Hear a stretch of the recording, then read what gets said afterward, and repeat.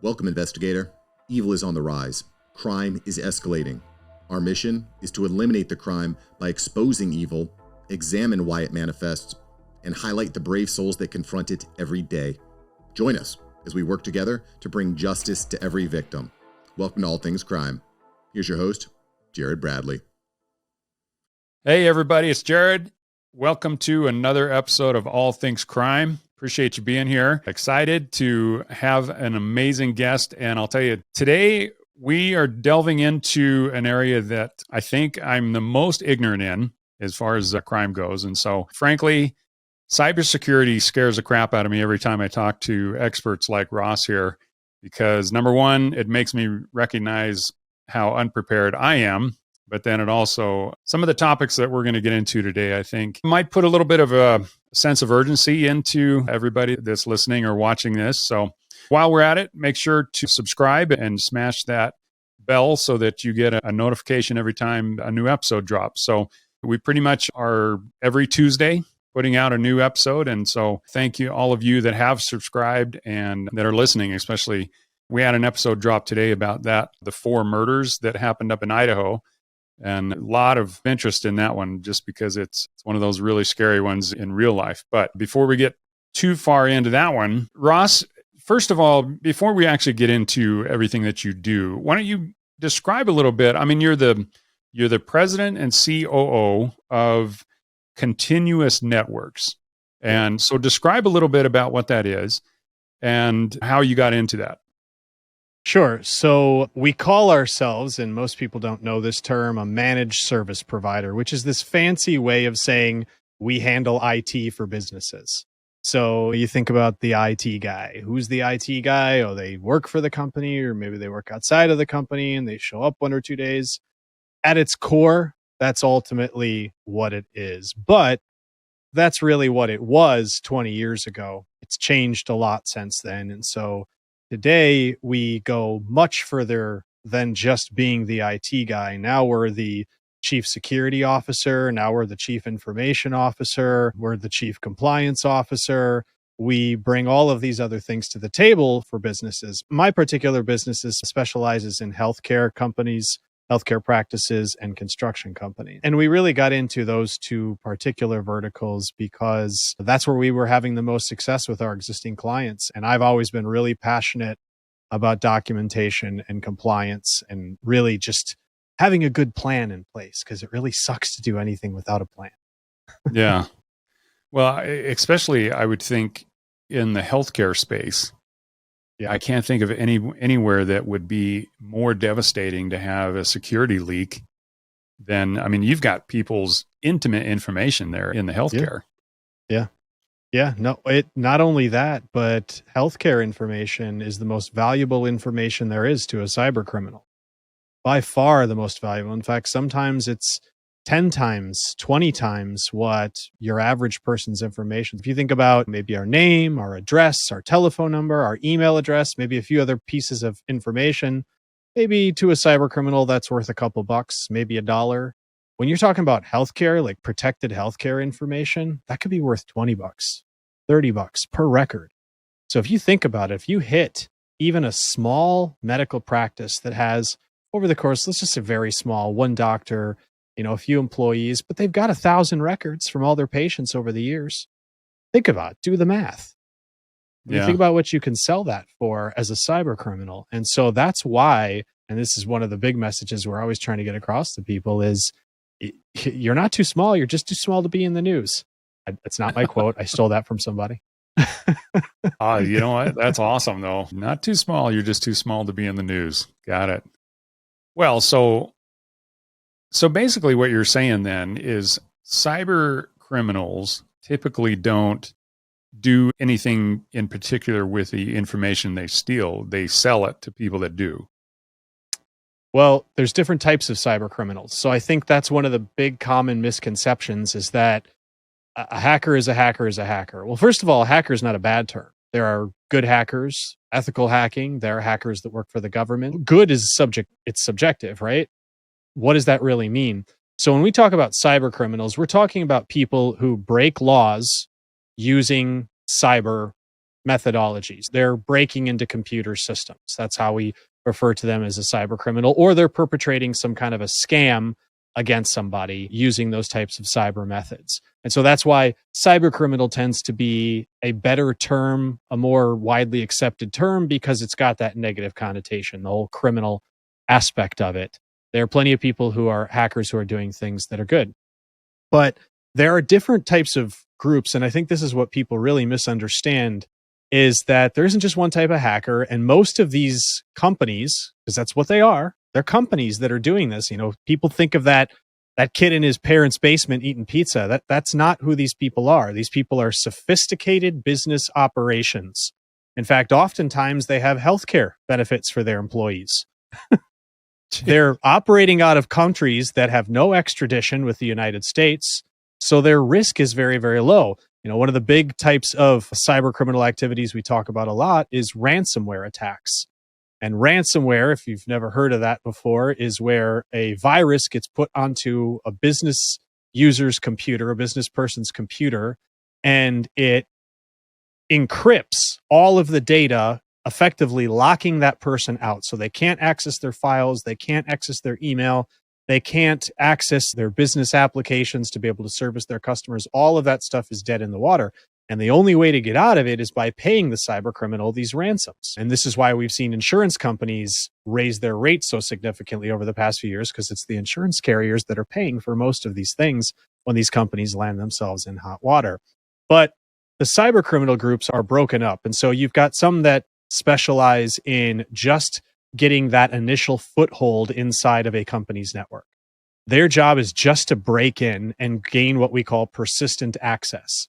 So persistent access just means I'm in your network and you don't know that I'm in your network, and I can continue to access your network whenever I see fit. And that's important, because what I want to do is I want to sell that access to another group of cyber criminals that specialize in doing something else. They don't specialize in persistent access. They specialize in data exfiltration. So there's certain activities I may have to do to break into a network and make sure I'm very, very quiet, because the louder you are, the higher the chance that you're going to be detected. I sell that access to somebody else on the dark web. They buy that and they go in and they start exfiltrating data. Now, they may pass that on if they've gotten all the data that they want, because they'll go and sell that data on the dark web as well. Or maybe just for good measure, they'll hit the company with a ransomware attack. And that's gotten easier and easier for these types of groups to do it, because there are companies now who have built brilliant pieces of ransomware software that they sell as a service, the same way you buy email from Microsoft.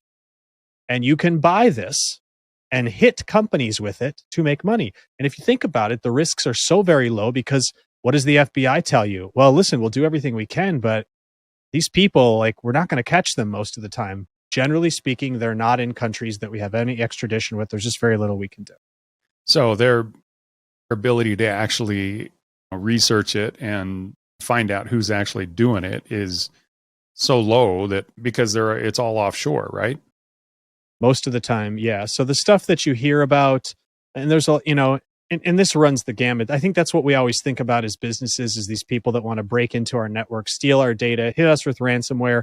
That's what we're always thinking about. But cybercrime goes obviously way beyond that. And there is a massive, massive world of cybercrime that is just impacting the average home user, parent, child, grandparent, stealing their identity, using their identity to perpetrate other scams against unsuspecting people, and stealing their money from their bank accounts, hitting them with phishing scams to get them to turn over their personal information so they can log into their email and try to exfiltrate data there. Maybe it's a coordinated attack, maybe it's random. Sometimes we equate it to phishing, where, hey, listen, when you go out fishing in the morning as a fisherman, you don't say, hey, I know the 100 fish that I'm going to target today. I just know who they are. I've seen them swimming around before. I put a little laser pointer on them, so I know where they are. I know who these fish are. I'm going to get those fish. No, you throw down a net, and you bring up the net, and what's in the net is yours. And this works very similarly to that. There are attacks that are targeted. They are specific towards specific individuals, but I think most of those tend to be a business, a high-profile business. They tend to could be diplomats or other government officials, celebrities, things like that. So when you say you're never too small, and you even brought up like families. So what would you recommend just right off the top for even families or small businesses to do to start their protection?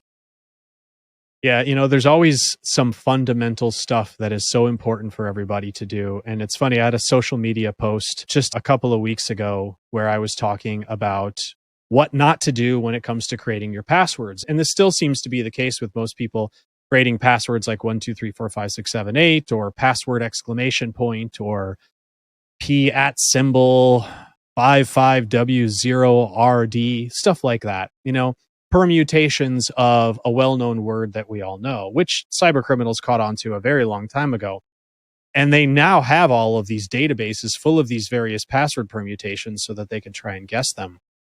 And one of the things I said in this post was, don't create passwords like this. And the biggest reaction, and this was really eye-opening, the biggest reaction I got was, I'll never remember that password.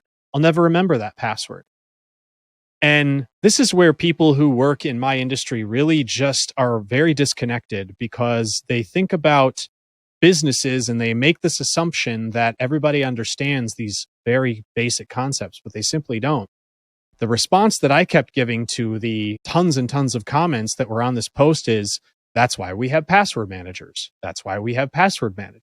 That's why we have password managers. You don't need to remember, you only need to remember one password. That's the whole beauty of a password manager. Just remember one. Don't use that password anywhere else. And every other password you have, you can completely forget. You don't need to know it. You shouldn't know it. You'd never be able to tell anybody what that password is. That's the beauty of a password manager. And we've had those around for a long time. I use 1Password. I absolutely love it. Bitwarden is another great one. A lot of people use LastPass. Some of these things have free options. I know Bitwarden has a free option. LastPass has a free option. It's just a no-brainer thing that anybody should be doing at this point for their family. I think most people don't want to do the work. They don't want to say, hey, I've got like 200 sites that I have accounts on here. I should go through and change all these passwords, because you'd have to sit down on a Saturday and do it. Or make a plan that over the next 3 months, I'm going to spend a little bit of time each weekend and just go through and start changing these passwords with my password manager. Thing is, once you start doing it, it really takes off. And another great thing about these password managers is every time you save a website that you have an account with, they will tell you if that website supports multi-factor authentication. So, using a code on your phone as a secondary method of login, you put in your username and password, and then you have a code on your phone and go, okay, here's a 6-digit code. Now I got to enter that. And the beauty of those password managers is they can also act as that code generating tool, meaning that you don't have to pick up your phone and look at it. You can just have a plugin in your browser where you go to the website, like LinkedIn, put in your username and password. It asks you for the code, and then the password manager immediately fills that in for you. And so it's that secondary level of authentication, and it doesn't take away the nice convenience aspect that people want, because that's why they're doing this. They're doing it for convenience reasons. And so anytime you have a website that you've got a username and password to, and it supports multi-factor authentication, and you don't have that, it'll tell you, say, here are the 20 sites that support it and you're not using it. So go out there and get those things enabled right now. That's really, really important.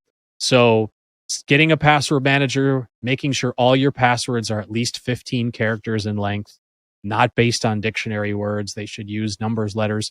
Length always trumps complexity. An 8-character password with special characters and letters and numbers is not as good as a 15-character password with just letters. It's going to be harder to crack because it's so much longer.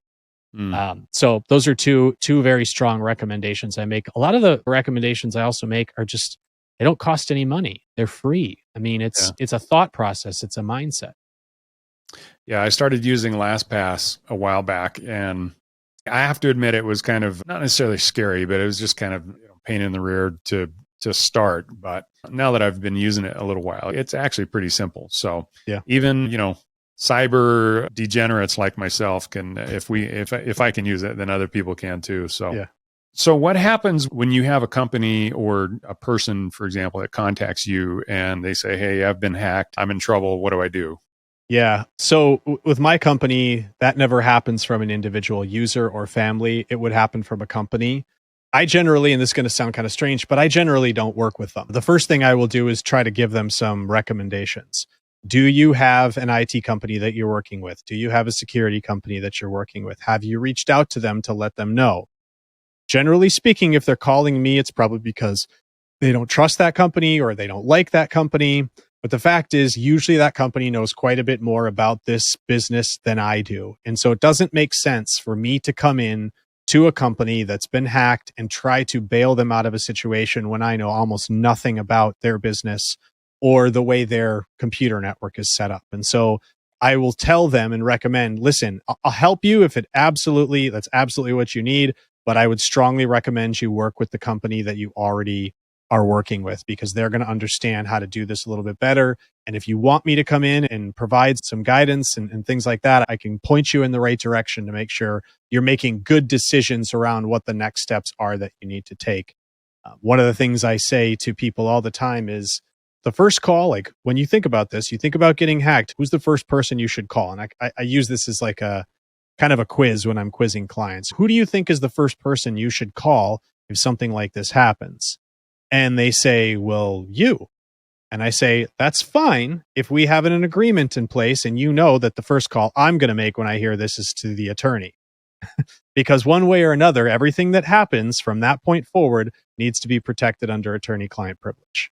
We need to do that because we don't need anybody saying or doing anything that is going to be used against you later on. And I certainly don't want that happening to my business either. So we have specific attorneys, breach attorneys that we work with where they know exactly how to handle those situations. They know exactly how to work and guide the entire situation. And then you have to bring in an incident response expert, somebody who understands how to respond to those things. And hopefully, and I don't find this with a lot of businesses, but hopefully they have some kind of a policy or process in their company. We call them an IRP, an incident response plan, that walks them through what they're supposed to do. Who's responsible? What are the actions that they need to take? How to do this? And that should outline, listen, you got to call your breach attorney. Who is it? Make sure their name and contact information is right there in the plan. Wow. Awesome. That is, I need to talk to my operations guy and see what we have in place because, we may be calling you. Well, one of the things that I wanted to talk to you, and you know what, before we get into that, for those of you that are on LinkedIn or other places, you absolutely need to follow Ross because he puts out some of the funnest videos. And, granted, cybersecurity and all this kind of thing for a lot of us isn't necessarily the most thrilling type of subject, but I think the way, and LinkedIn is where we've met initially.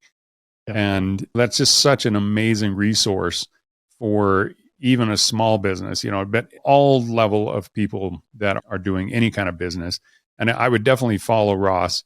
So it's Ross Brouse. I don't know if there's a particular, site that you have. And then definitely his podcast is called Legends of IT. So definitely follow that too. And we'll put those links in the show notes. But I just think it's really important to follow people like you because you can garner so much information in regards to just little things that you can do, like even hearing, about LastPass and things like that. I've learned a ton from your videos and I really enjoy them. So just encourage you to keep plugging along, man. Yeah, it's interesting. I don't consider myself a true cybersecurity person because most of those people, I don't know, they're not necessarily the people that you might want to have talking to your clients, and the ones that you do, they tend to speak in tongue, and you don't really understand a lot of the words that they're saying because this is what they do all day. My focus has always been marketing and sales and communication to people to try to understand and take this complex topic and make it fun and make it relatable and make it understandable because, listen, it's impacting all of us. It is not something that just affects businesses. It is affecting more people every day, and it has gotten dramatically worse since the pandemic started a few years ago. And it's going to continue to go that way because I was giving a presentation on Thursday night to a bunch of my clients. And one of the stats that I'm sharing with them is that there are now 3 times as many connected devices in the world as there are human beings. So about 8 billion of us, there are 24 billion devices connected to the internet. And in 2 years' time, by 2025, the average connected person is going to interface with these devices up to 5,000 times per day. So if you think about the risk that we all have as connected users, and anybody who's got an iPhone or an Android or a computer is a connected user, the risks that we all have are tremendous, and they're just growing exponentially. And everybody needs to become aware of the threats and the risks that they're facing when they go out there. I mean, you're effectively walking through a very, very, very bad neighborhood every day you go online. And it isn't just the tools that are going to protect you. It's your street smarts, your common sense, your ability to understand what you're seeing and how you're interacting with the things that you come in contact with throughout the course of the day on the internet. That's what's really going to protect you. Oh, that's amazing. Having a military background, as well as, some of the things that they teach you in the military as far as hand-to-hand combat and those kind of things.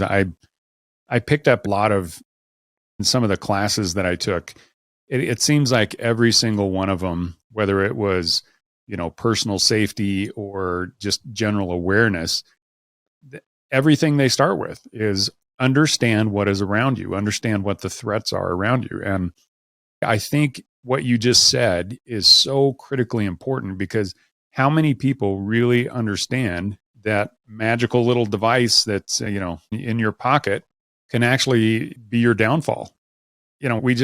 Because it's not a perceived physical threat, we just don't view it in a way that we really should. And boy, having boys that are 12 and 11, it's incredible just trying to, not just prepare them for the different aspects that they're experiencing now going into junior high and things like that, but also, starting to do video games and starting to get into watching lots of YouTube videos and all the other things that teenagers do.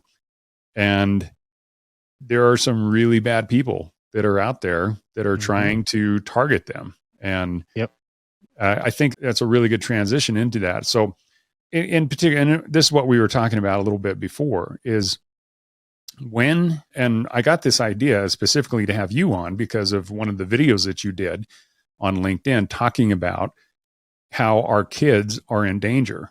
Mm-hmm. So why don't you throw out what that video was about first, and then we'll expound from there.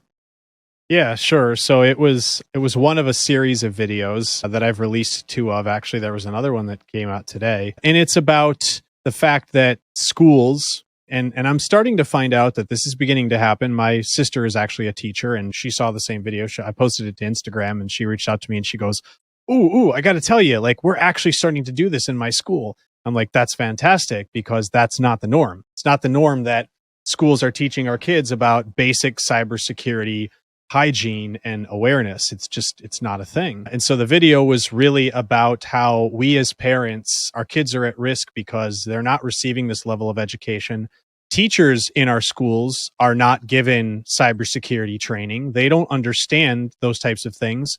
And we're starting to see more and more schools get targeted. The video I released today, which was the second part of that series, talked about a school, 2 counties in Michigan that were shut down for 3 straight days, and then kind of hobbled along through the rest of the week because of a ransomware attack that took place in that school district. And so cybercrime is not only affecting our own personal safety and our financial well-being and our reputation, but it's affecting our children's education. I mean, it's affecting people's ability to perform surgeries in hospitals, and people are, actually dying. I didn't bring this up, and I don't want to go down this rabbit hole, but people are actually dying from these things when a hospital is unable to take care of its patients because of a ransomware attack.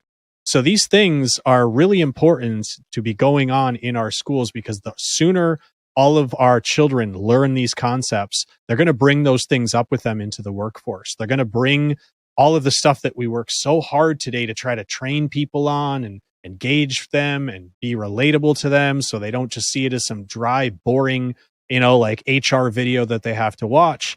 Our kids have the opportunity to bring that with them into the workforce. And I think that's an important thing, but it's got to be in the curriculum in our schools. Thanks for joining us.